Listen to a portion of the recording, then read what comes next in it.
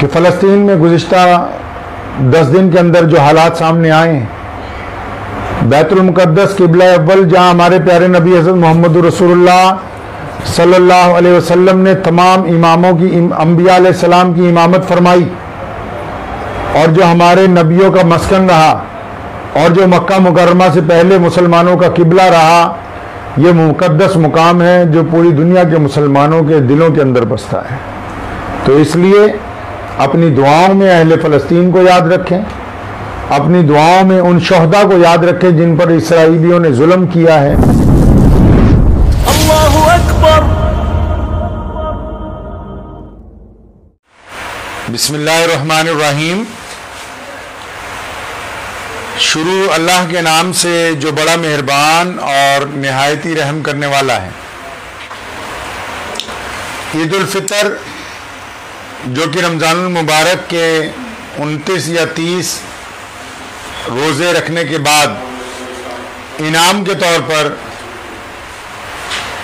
روزے داروں کو اللہ تبارک و تعالیٰ کی طرف سے عطا ہوتی ہیں۔ سب سے پہلے میں آپ کو یہ کہنا چاہتا ہوں کہ عید کی جو رات ہے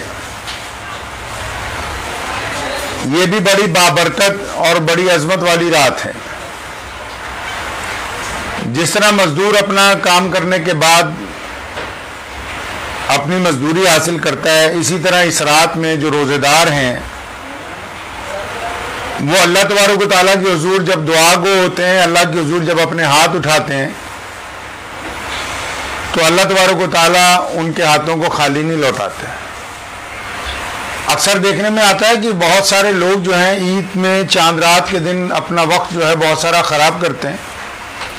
عید کی تیاریوں میں گھر کے بہت سارے کام اور دیگر عزیز و اقارب کی ذمہ داریاں جہاں ضروری ہیں، وہیں اس رات کے موقع پر کچھ وقت نکال کے اللہ تبارک و تعالیٰ کے آگے سر بسجود ہوا جائے اور اپنی حاجات جو ہیں وہ رکھی جائیں۔ اور آپ لوگ جانتے ہیں کہ عید کی نماز سے پہلے فطرہ ادا کرنے کے لیے کہا گیا ہے۔ فطرہ ان لوگوں پر واجب ہے جو زکوٰۃ دیتے ہیں۔ اکثر آپ نے خاص کر ہمارے ملک میں اس طرف توجہ نہیں گئی کہ فطرے کی جو رقم ہے وہ کیا ہونی چاہیے۔ اکثر لوگ گیہوں کا فطرہ جو ہے وہ ادا کرتے ہیں، لیکن اگر شریعت کو دیکھیں تو فطرے کی بھی کئی اقسام ہیں۔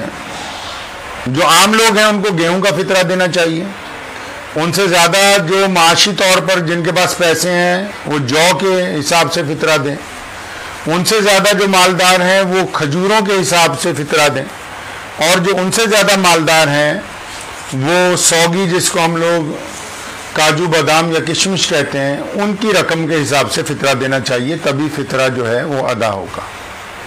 فطرہ دینا کن لوگوں کو ہے؟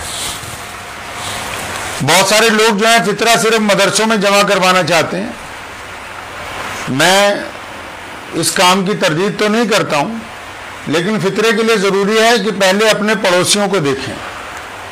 بالکل آپ کے گھر کے قریب جو لوگ رہتے ہیں، اگر ان میں کچھ ایسے غریب ہیں جن کے پاس عید منانے کے لیے یا ویسے کھانے کے لیے کچھ نہیں ہے، تو سب سے پہلے اس رقم کے حقدار وہ لوگ ہیں۔ فطرہ شروع ہی اس لیے کیا گیا تاکہ عید کی خوشیوں میں غریبوں کو شامل کیا جا سکے۔ رمضان المبارک جو ابھی ہمارے یہاں سے گزرا ہے اس نے ہمیں یہ درس دیا ہے کہ رمضان المبارک سے ہم نے یہ سیکھا ہے کہ غریب کی مدد کرنی ہے، غریب کو اپنے ساتھ لے کے چلنا ہے۔ اسلام نے برابری کا جو طریقہ رائج کیا وہ یہ نہیں کہ سب کو ایک برابر سامان دے دیا جائے، بلکہ یہ رائج کیا کہ جو زیادہ کمزور ہے اس کی زیادہ مدد کی جائے تاکہ وہ کمزوری چھوڑ کے طاقتور لوگوں میں، بڑے لوگوں میں شامل ہو جائے۔ تو جو لوگ فطرہ ادا کرتے ہیں تو سب سے پہلے ان کی ذمہ داری بنتی کہ وہ یہ دیکھیں کہ کیا ان کے گھر میں، ان کے گھر کے قریب میں، پڑوس میں کیا کچھ ایسے لوگ ہیں جو مستحق ہیں، یا ایسے لوگ ہیں جو ہاتھ نہیں پھیلا سکتے، ایسے لوگ ہیں جو چپ چاپ بیٹھے ہیں، تو خاموشی کے ساتھ ان تک رقم سامان پہنچائیں